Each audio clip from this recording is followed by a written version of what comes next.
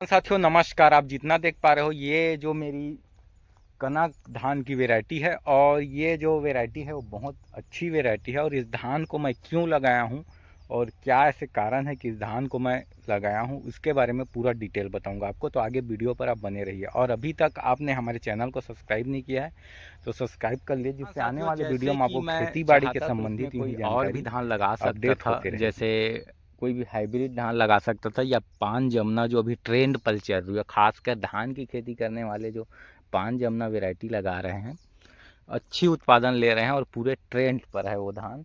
लेकिन फिर भी मैं उसको इस साल पूरे खेतों में जो पान जमुना की खेती करता था उसको छोड़ के इस बार जो है कनक धान की वैरायटी लगाया हूँ। कनक धान से पहले मैं बुआई से पहले सोच रहा था कि एमटीयू का 70-29 जो स्वर्णा धान है उसको लगाने वाला था, लेकिन उसको ना लगाने का कारण और कनक को लगाने का जो कारण है उसको भी डिटेल में बता रहा हूँ मैं।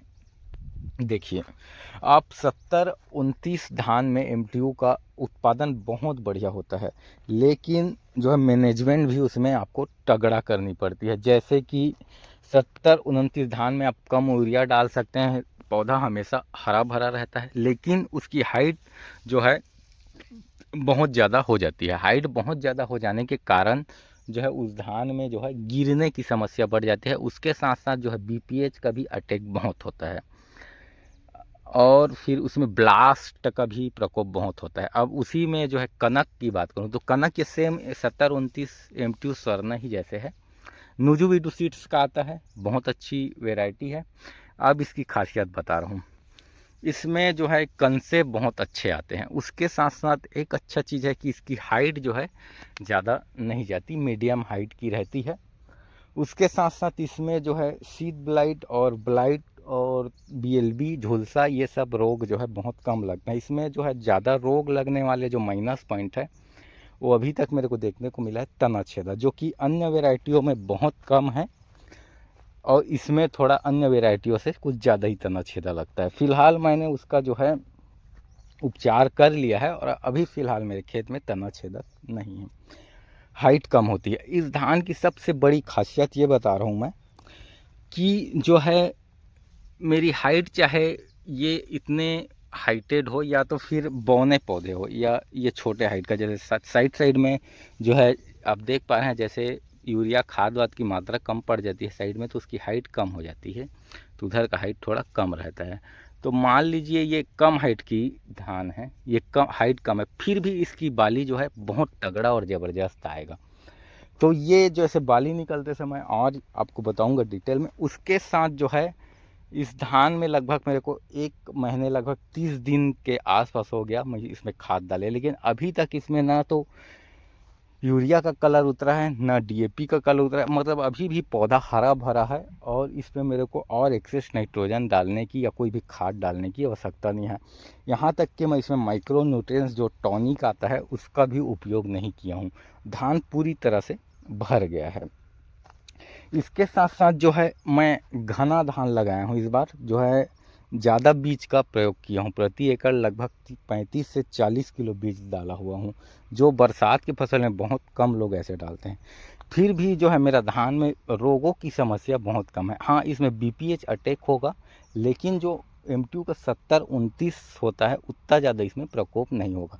सो कुल मिला के बताया जाए तो इस फसल को जैसे बेहतरीन ये दिख भी नहीं रही है, इसकी परफॉर्मेंस भी अच्छी नहीं है, तब भी जाके ये 27 से 28 क्विंटल उत्पादन दे सकती है। और मैनेजमेंट तगड़ा करोगे तो इसमें 35 से 40 क्विंटल तक उत्पादन होता है। और मुझे जो है आपका जो है 21 कुंटल जो है हमारी छत्तीसगढ़ गवर्नमेंट लेने वाली है और 3100 रुपये भाव देने जा, मतलब पैसा भी तगड़ा देने वाला है और धान भी वो एकड़ में क्विंटल में तगड़ा लेगा, जैसे 21 क्विंटल लेगा। तो आपको मिनिमम कम से कम 20 से 22 क्विंटल उत्पादन मिनिमम कम से कम उतना लाना बहुत ज़रूरत होता है। अगर और इसमें जो है मैं कम मैनेजमेंट करूँगा तो भी इस धान में मेरे को 20 से 25 क्विंटल उत्पादन मिल जाएगा, जिससे मेरे को 21 क्विंटल जो है मंडी में जो एमएसपी पे देना है उसकी पूर्ति भी हो जाएगी और उसके बाद भी मेरे पास धान बच जाएगा।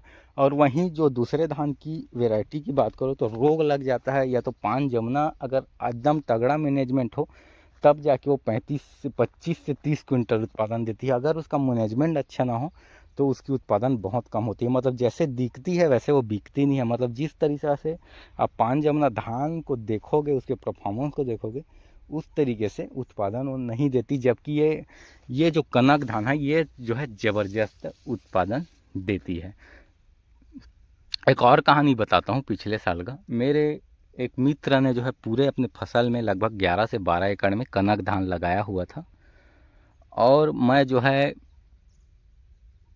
5 जमुना लगाया हुआ था। मेरा धान ज़बरदस्त लग रहा था, परफॉर्मेंस ज़बरदस्त था। फिर भी मतलब मेरे मुकाबले उसका धान उतना अच्छा नहीं था, हाइट भी कम था उसका।